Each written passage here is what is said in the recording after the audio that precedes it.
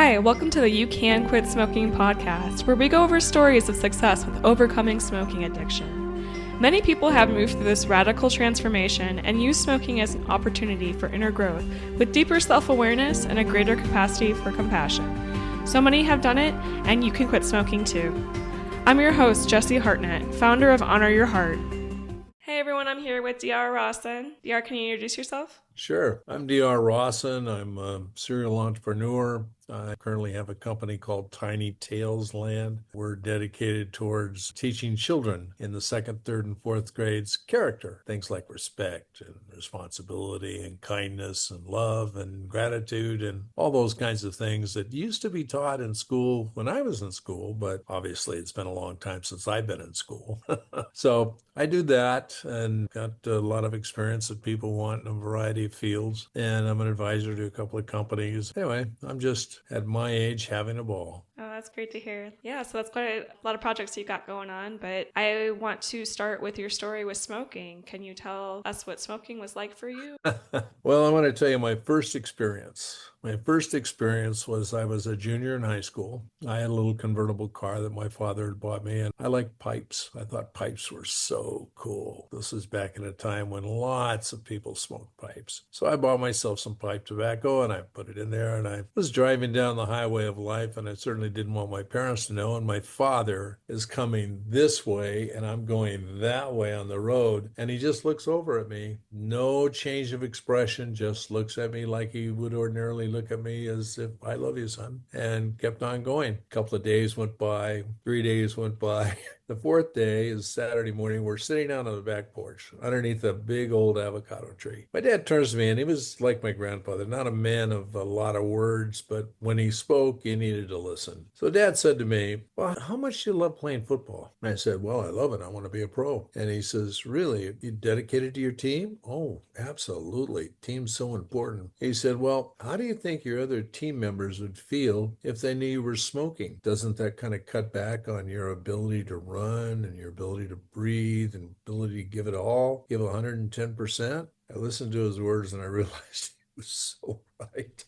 He was so spot on. I said, "It's not a problem, Dad. It'll never happen again." And that was the end of that. Fast forward, I was in that era for Vietnam, and I went into the Air Force, and some people smoked, but when I got to my technical school, the leaders were all smoking these little cigars. They looked so cool. I wasn't there 2 weeks, and they made me over 385 men, what's called a flight. And so I had to march them and I had to do all that. But on my off time, I'd have a cigar like they did. It was cool. When I left that position, I couldn't wait to get rid of those damn cigars. I hated those things. And so when I got to my permanent duty station, a good friend of mine, Andy, he smoked. And I thought, maybe that's what you're supposed to do. My parents smoked, both of them. I might also add, at this point, they died at an early age. My father at 42, my mother at 44. My father died of a heart attack, my mother of cancer. So there's a role model, I suppose.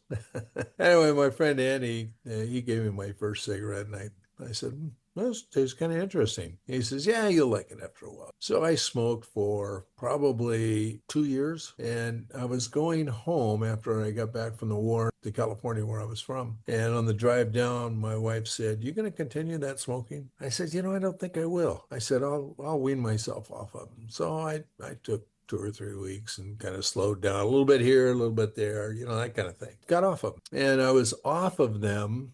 Are you ready for this? I'm ready. I was off of them for 25 years. Suddenly, I find myself single, and I had a good time. I had a great facility overlooking the pier in Manhattan Beach, California. All the fun stuff I wanted to do, I could afford it. So it was great. And then I got myself a girlfriend. She was pretty cool, man. She didn't smoke, and I didn't smoke. And then one day she just teed me off. I have not been that upset, I think, since I played football. And I played 9 years, semi-pro. She teed me off, so I thought the best thing I could do is go out and hurt myself. So I went and had a cigarette. And that's how I started smoking. I smoked again for another almost 14 years, I guess. And I tried to quit a couple of times, kind of nonchalantly. I didn't really have my heart in it. I didn't really care one way or another. In that time, I also founded a casualty insurance company. We used to, a bunch of us, mostly the C-suite, we would go out at the same time, break at the same time, and use it like a conference room. We're all out there smoking and talking about business and so on and so forth. So it was kind of facilitating that. One day, I looked at this thing and I happened to catch a smell of my clothing. And I went, whoa, people smell that on me? And I was not impressed. I'm a guy that, I don't know if you can tell or not, but I'm pretty squared away in terms of the way I like to look and the way I like to present myself. And I said to my wife, who also smoked, I said, I think I'm going to quit. She says, why would you quit? And I told her about that. She says, really? I never noticed. I said, well, let's go into your closet, smell your clothes. She smelled her clothes and she went, oh my gosh. She was also a person who loved to dress, loved to look sharp when she went out someplace. And to think that the smell that she put on herself wasn't the smell that people were smelling. They were smelling the smoke. So we kept talking about it. And I said to her, I decided when I'm going to quit. She says, when you're going to quit? She says, how are you going to do that? I said, well, you'll see. It was January 2nd, 2003. 1, 2, 3. So people noticed I quit and they said, you quit? Why'd you quit? And I'd tell them. And they'd say, wow, was that hard? I said, well, it all depends on you, I guess. I said, for me, it was as easy as 1, 2, 3. 1, 2, 3. What are you talking about? And I told them January 2nd, 2003. And they went, oh my God, you quit on the day you wanted to quit? I said, yep, throw them away. That was the end of that. And my wife quit about 2 months later. Probably 6 months later, we were thinking about taking a trip and we thought we'd go to Las Vegas. About 2 blocks from the house was a little bodega in Orange County, California. We said, you know what? If we're going to Las Vegas, whatever happens in Las Vegas stays in Las Vegas, right? Right. I said, you telling me you're having a craving for a cigarette, and I think I could too. I said, why don't we buy a pack and we'll smoke all the way up to Vegas, enjoy it at Vegas, and we'll smoke all the way back. She says, that is a great idea. And I said, okay.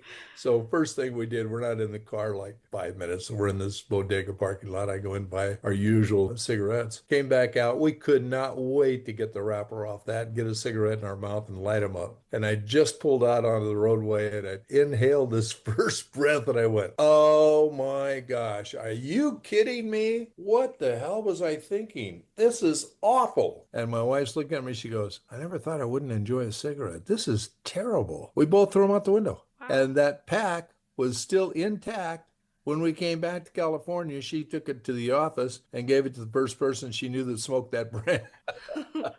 And that was the end of that. And we've had children quit, whether they quit because we were their role model or not, I don't know. We still have one child that smokes and chews. I was president of an international oil company, and he kind of followed me into the business, even though I left it a long time ago. In that business, it's kind of expected that you chew. I don't know if you've watched people chew, but that is a disgusting habit, I'll tell you. And anyway, he'd put this stuff in his mouth. And I said to him one day, I think it was at my 60th birthday, let me ask you, son. I said, what are you accomplishing when you chew? He said, well, sometimes I sit down on a well for hours and it's something to do. I said, have you heard of reading? Maybe you could read a book. Oh, Dad, yeah, that's crazy. No, I'll sit out there and chew and talk to my friends and stuff. I said, really? Your friends all chew? Oh, yeah, they all chew. We all have a little round stain in the back of our pocket on our butt, so you can tell we got a can of chew in there because we're cool. We got chew. And I said, and you smoke too? He said, well, yeah, sometimes I don't want to chew. I want to smoke. I see. How's that going for you? How do you feel about that? Well, okay, I guess.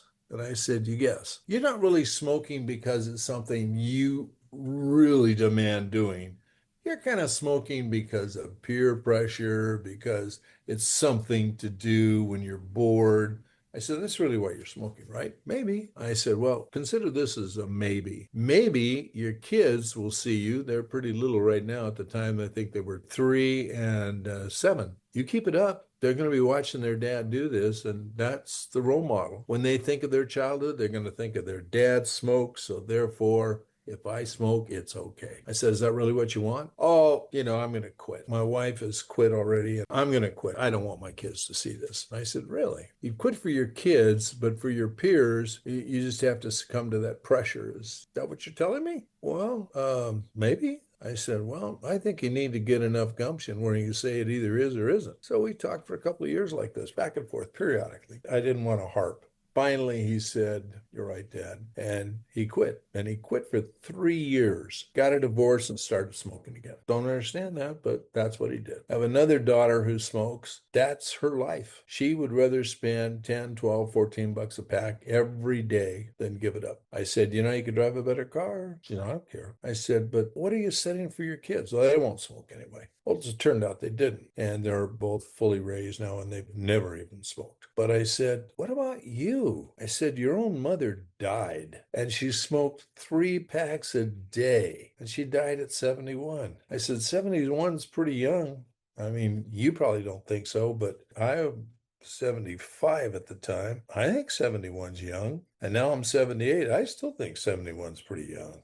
And it just kept going anyway.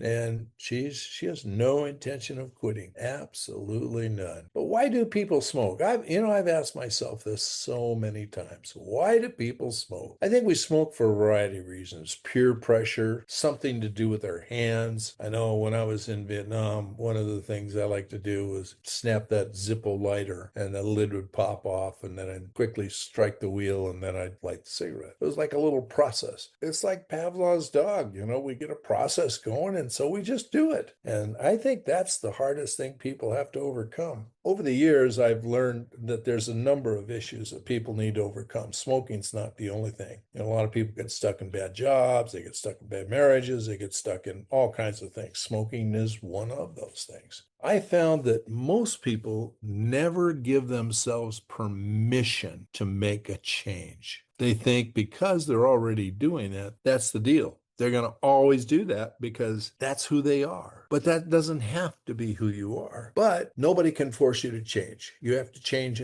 on your own. But the first thing it starts with is you have to give yourself permission to change. That sounds really funny. I know somebody has probably never thought of that before, but I'm going to tell you it's a real truth. They believe because they're in this, that's where they should be. How did you get there? Well, there's probably a lot of circumstances. It wasn't intentional. It's just where they are, and that's what they're used to. So why change? There's such a thing as intentional living. And intentional living says, I get to design my own life. I don't want to smoke. I want to be a role model. I want others to see me as this type of person. And so you decide that's what you're going to do. And if you decide that, then quitting becomes much easier because you've already given yourself permission to quit, and it doesn't fit the model that you have in your head. And so you can quit. But blaming it on, oh, it's so hard. It's like heroin. It's like, whatever.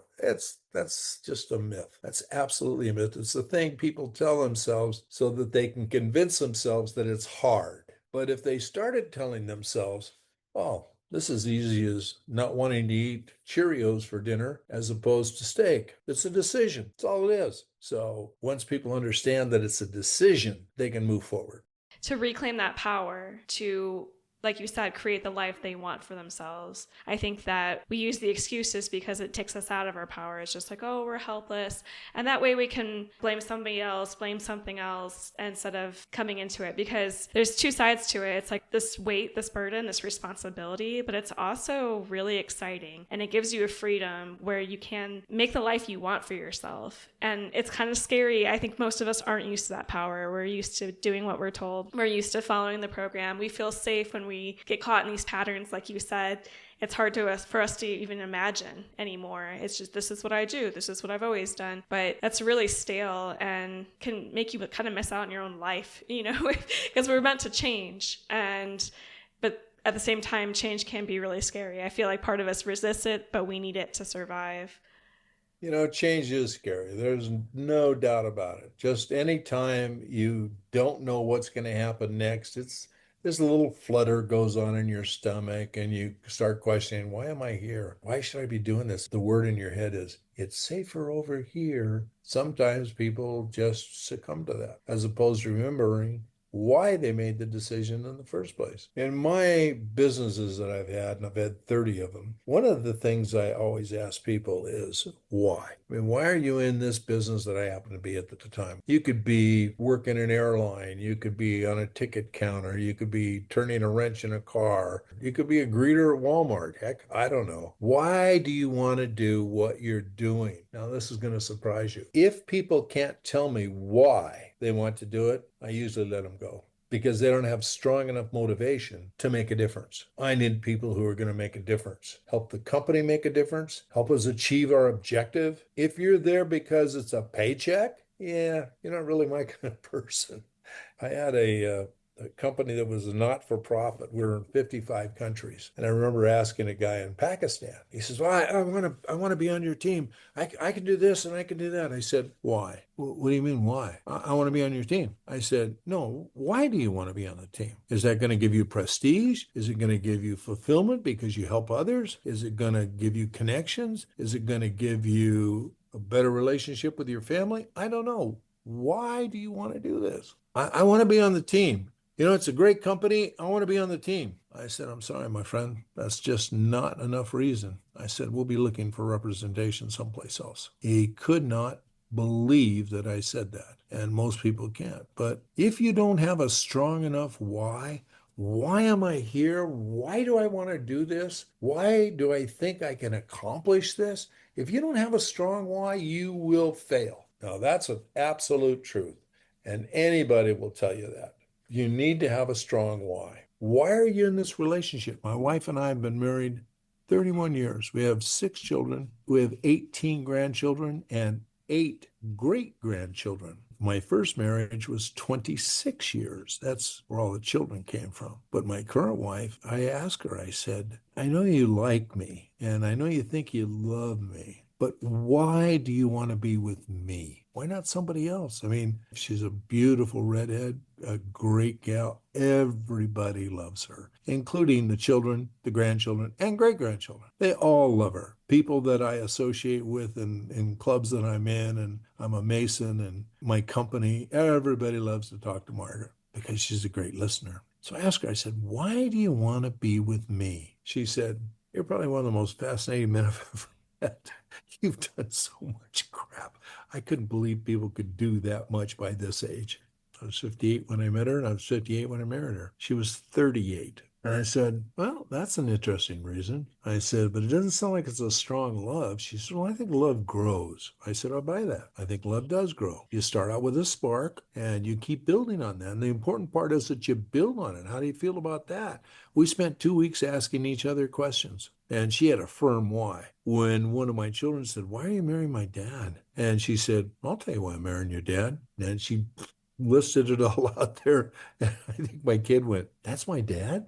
But I'm telling you, why is so important. If you're going to quit smoking, you got to have a why. Why is it important to you? Why ties into smoking so much? Exactly. I think it opens up that curiosity too. It's not only the why for the motivation. This is why I want to quit. This is why this is no longer working for me, but it's unraveling the thread here. Why do I even smoke? What emotions am I having when I start smoking? For me, stress was a big trigger. So it was really cool when I could start to keep asking those questions, keep going down deeper. So why am I stressed? Oh, because I'm talking negatively to myself every day. I'm creating my own stress that I'm trying to fix with smoking, which actually stresses me out more. It helps you kind of see new patterns and be more open-minded when you start to ask why. And I don't know, I would have trouble answering all your whys though, because sometimes the why it's like poetry for me. It's not something that you logically explain and chart out. It's just something that I'm called to. I really have an important tie to intuition, and intuition is so hard to explain why. When someone's like, why don't you want to do that? I'm like,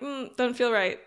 That's why, you know what I mean? Like, so I think the why can be just a calling from your heart, and you don't really need to analyze it or explain it to anyone else, but you know it's important to you. You feel it in your bones. Do you resonate with that at all? Do you have that calling from intuition? I'm sure you do with so many businesses. Let me tell you how important it is to me. I started an insurance company that we grew from scratch. Okay, we started with 2 people. We grew to 78. We went over the top, and a number that's too large to discuss, but it's a crazy number. I remember hiring my assistant. She said, well, what do you expect from me? And I told her what she expected. And I said, here's something I expect from you that will get you fired if you don't use. She's, What is that? I said, your intuition. I said, you never, ever get the chance to come back to me and say, well, I could have told you that was a bonehead move, or he was a stupid hire, or we shouldn't have done that. I said, if you're a member of this team, you have a responsibility to bring your whole self to the team. And your whole self means if you have a funny feeling, something in your gut that just doesn't feel right, you got to voice that opinion. Now, the rest of us may override it, but you got to at least voice that opinion and be true to who you are. She said, you'd fire me for not using it? I said, absolutely. Now, I never had to fire a woman because they didn't use it, because most women are proud when you give them permission to use it. They're really proud to come and say, I don't think this is right. Really? Tell me why. Well, it doesn't align. It's not cohesive. It's not congruent. There's something about it that just seems off. Now, that's a huge red flag for me as a guy who leads a company, because I'm going to start looking for what is the problem. There's got to be something there. So I start breaking it down. And every time I found something, she was right on. She was so spot on. She is such a great gal. And I think most people who pay attention to their insides as well as their outsides will admit that their intuition sometimes has saved them from problems, saved them from issues that they shouldn't even have been there, places they shouldn't have gone. And their intuition is saying, you need to turn and get out of here. And some people just fight it. No, it'll be fine. It'll be fine. It's like having a devil and an angel on your shoulder, right? And I feel like with smoking, we get that call, that intuition. That's like, something's wrong here. Yeah. This doesn't feel right. Yeah. Ignore it because we're like, no, I need it. We tell ourselves these stories that we come to believe in. We're ignoring other information. So that's what I found with myself. I could finally give myself permission to listen to my intuition, change my life. Well, let me tell you something else about stories. You say we give ourselves stories. I'm a storyteller. I write stories, and I write them for kids and adults. I can tell you something about stories in that stories are important. All my life, I've had to sell whatever product it is or service it is that we've created. I've had to go into somebody else and sell it. Not with oh, you really have to have this, or if you don't have this, your hair will fall out, or whatever other stupid reason you come up with. I go in and I look for a solution. How can I provide a solution with what I have? And so I give them a story about it, and I tell them how it will be used, and I tell them how it's going to affect their people and how it'll affect their bottom line. And then the details of that story close, and that's usually the bottom line. So if all of this makes a difference, people get better, you sell more products, people enjoy it, people stay longer, whatever it is. But when I tell you it'll improve your bottom line, is that something you can ignore? And that's the detail. So stories sell, details close, and stories sell to you in your head, and the details close. The story is, well, I want to be a cool kid. I want to hang with my buddies and my girlfriends, and they all smoke, and we're going to go to the bar, and we all smoke at the bar. And the details are, if you do that, then you've put yourself in a class that maybe you unintentionally want to put yourself there. Do you want to be considered as one of those people who hangs out at a bar and has a drink and has a cigarette and has a cigar and has all that going?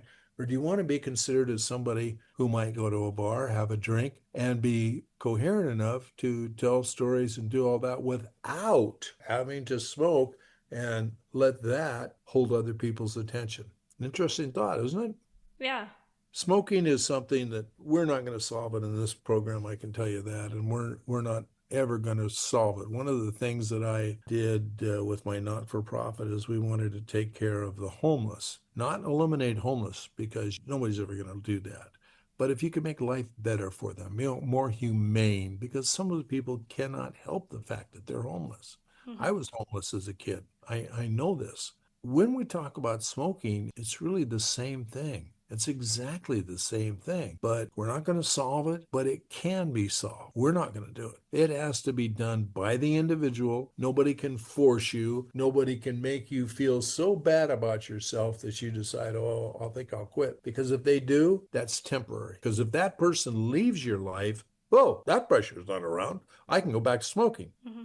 And that's what people do. If, however, that decision comes internally, I'm going to change because I want people to look at me differently. I want to smell differently. I want to be seen for me, not for this. That's a different idea completely. And I think that's what it takes to make a decision.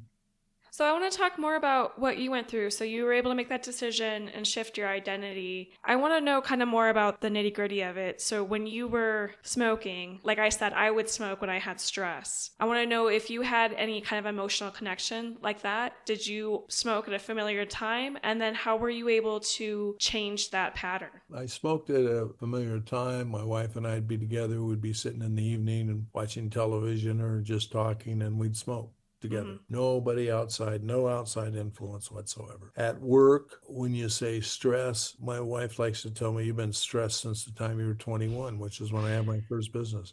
Just running a business, particularly a large business, just takes a lot of energy. And so it might be said that, well, if I go out and smoke, that'll help me calm down and it'll help me relieve some of that stress. I got to tell you, honestly, it never did that for me. Never, ever. It gave me a chance because I did smoke to meet with some of the other executives who did smoke, that I could catch them at a time when they were more relaxed and I could get better decisions from them and I could get them to think outside the box. So it meant I smoked because I wanted to go out there and talk with them. Well, then that's what I did. I got to a point where I said, I don't need this. Yeah. I don't need this at all. I could have said, I suppose, I'm the CEO. They'll come to me when I want them to, and we'll get decisions made the way they should be made. I never looked at it like that. I'm just not that guy. But I did look at it as an opportunity that as a CEO, I had a responsibility to all the people that worked for me. And I don't think smoking was setting the right example. And somebody said to me, you're so big on the bottom line, DR.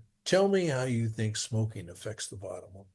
I said, do you want to know? I said, well, I pretty well designed my life and I'm going to live to be 101 day. So September 24th, 2046 is when I'll die. If you can't get it done in 100 years, well, you had enough time. I'm sorry. Just like I hold meetings that are only 1 hour long. That's it, right on the nose. So I said to this person, I said, you're doing things that are going to affect your health that you can't see now. You're in your 20s, you're in your 30s, you're in your early 40s. Why would you even think that would be a factor in your health? Because at that age and by design, you're supposed to think, I can live forever. I can do all these things. I got all these opportunities in front of me. And you're absolutely right. But when you smoke, you start limiting those opportunities big time. So I said, the bottom line here is, what's the quality of life that you want? When I got to my 50s, before I actually quit, my wife and I agreed before we got married, I said, the quality of life has become more important to me than anything. We only have so many years, and I want it to be a quality life. I don't want it to be suffering and living like some people do, or, the excuses some people give. I don't want that. I want to design my life for us, and I want to live like that. She says, well, that makes perfect sense. So one of the things when we decided to quit was we fell back on that. That wasn't the quality of life that we wanted. And so, yeah, it has some serious ramifications. And all you need to do is look at not the health journals, just look at the newspaper every day. There's some dire consequence of somebody having done this or that to their body. Drugs, alcohol, cigarettes. These are all things that we know. It's not a guess. It's not a maybe it is. We know it's a detriment to your health. Is there any question about that? Could you possibly raise any issue and say, oh no, smoking will never hurt me? Well, I'm here to tell you you're wrong. So that's the bottom line on that issue. We know it causes a problem. For me, my design life says I'm going to live to the fullest. I'll be 100. I will have done everything I could possibly do that I wanted to do, that was on my bucket list, and then some. And that's what I intended. That's the life I want to live. That's the motivation. So you saw that quality of life improve right away, huh? Oh, yeah. Right away. Right away. I felt better about me. And suddenly people said to me, that's a nice cologne you're wearing. What is that you're wearing? Nobody ever said that to me before. And after my clothes had been dry cleaned, now I'm putting on cologne and I wear polo green. People said, wow, that really smells good on you. They never said that about me smoking. They never said, wow, smoking smells good on you. Nobody ever said that. Yeah. And I bet you felt more confident too. Oh, of course I did. It helped me accomplish something in my life that I wanted. I was more in control of my life. I knew that I didn't want to do this and I wanted to do this. So that was helping fill in that picture of what I wanted to do. You got to start somewhere. Well, thank you so much for sharing your story. There's a lot of really good tidbits in there, really heart-based, beautiful words. Thank you. I'm wondering if you have any final words for people that are stuck in it, not sure if they can. What would you say to them? I would say for you, it's as easy as 1, 2, 3 as it was for me. Once you make a decision that this is what you want to be, not that, you want to be this, and if this includes not smoking, you'll be fine. You'll go right through it. And yes, will you still want to have a little craving? Yeah, so what? You know, people on diets go, yeah, I'd really like to have a big milkshake right now. But do you? No, because it's against what you have in your head. I want to lose 20 pounds. If I have a milkshake, that's not going to get me to my goal. Mhm. So it's the same way. So yes, you're going to have cravings. So what? So what? I've had cravings all my life for one thing or another, but it doesn't mean it has to control me because I have a plan. I know what I want and I'm going to accomplish that. And I accomplish that because I made the decision, not because of the group that I was in, not because of where I worked.